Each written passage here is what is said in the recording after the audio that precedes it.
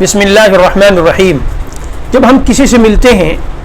اور پھر جب ہم ملنے کے بعد اس سے بات چیت کرنے کے بعد اس سے جدا ہونے لگتے ہیں، یا پھر جب ہم کسی کو فون کرتے ہیں، کال کرتے ہیں، اور جب بات ہماری مکمل ہو جاتی ہے اور ہم فون رکھنے لگتے ہیں، تو یہ اسلامی تہذیب ہے اسلامی معاشرے کی کہ اکثر ہم کہتے ہیں کہ دعا کی درخواست ہے. تو سامنے والا کہتا ہے، اکثر وہ یہ کہتا ہے کہ ٹھیک ہے انشاءاللہ ہم آپ کے لیے دعا کریں گے، آپ بھی ہمارے لیے دعا کیجئے. بہت کم لوگ ایسے ہیں جو اسی وقت کچھ نہ کچھ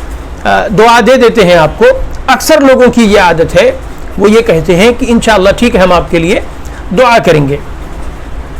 میں نے حضرت مولانا سید محمد رابع حسنی ندوی رحمۃ اللہ علیہ کو دیکھا ہے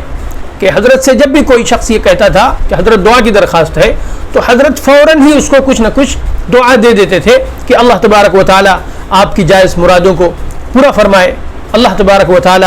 آپ کو اپنے مقاصد میں کامیاب فرمائے. اس طرح کی کوئی نہ کوئی دعا وہ فوراً اس کو دے دیتے تھے. آپ اس پر غور کریں تو آپ اس نتیجے تک پہنچیں گے کہ جب ہم کسی سے یہ کہتے ہیں کہ آپ ہمارے لیے دعا کیجئے،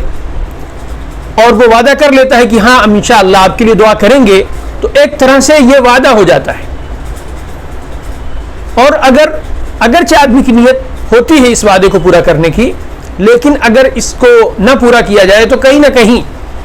انجانے میں ہی صحیح، نسیاناً ہی صحیح وعدہ خلافی ہو رہی ہے. لیکن اگر ہم فوراً ہی کوئی دعا دے دے، کسی نے ہم سے کہا کہ ہمارے لیے دعا کیجئے، تو آپ یہ کہہ دیں کہ اللہ تبارک و تعالی آپ کی جائز مرادوں کو پورا فرمائے، آپ کو اپنے جائز مقاصد میں کامیاب فرمائے، تو جو وعدہ آپ کے ذمے آ رہا ہے آپ اس وعدے سے بری ذمہ ہو جائیں گے، اور آپ کے ذمے کوئی وعدہ نہیں رہے گا جسے آپ کو پورا کرنا ہوگا. خاص طور پر آج کے زمانے میں جب کہ بھولنے کی بیماری عام ہوتی جا رہی ہے، باتیں یاد نہیں رہتی ہیں، اہم باتیں یاد نہیں رہتی ہیں. جائے گی آپ یہ سوچیں کہ کتنے لوگوں نے ہم سے یہ وعدہ لیا ہے دعا کرانے کا، یا کتنے لوگوں سے ہم نے وعدہ کیا ہے. اس ناحیے سے اگر آپ دیکھیں تو حضرت مولانا سید محمد رابع حسنی ندوی رحمۃ اللہ علیہ کا یہ عمل کہ جب کوئی ان سے کہتا کہ حضرت دعا کی درخواست ہے، تو وہ فوراً ہی کوئی نہ کوئی دعا دے دیتے، آج کے زمانے میں خاص طور پر قابل تقلید ہے، اور اس پر عمل کرنا چاہیے. شروع میں عمل کرنے میں دشواری ہوگی، بتکلف عمل کرنا ہوگا، بہت کوشش کر کے عمل کرنا ہوگا. بعد میں جب عادت بن جائے گی تو خود بخود ہی جب کوئی شخص ہم سے کہے گا کہ دعا کی درخواست ہے، کوئی نہ کوئی ہماری زبان سے دعا نکل ہی جائے گی.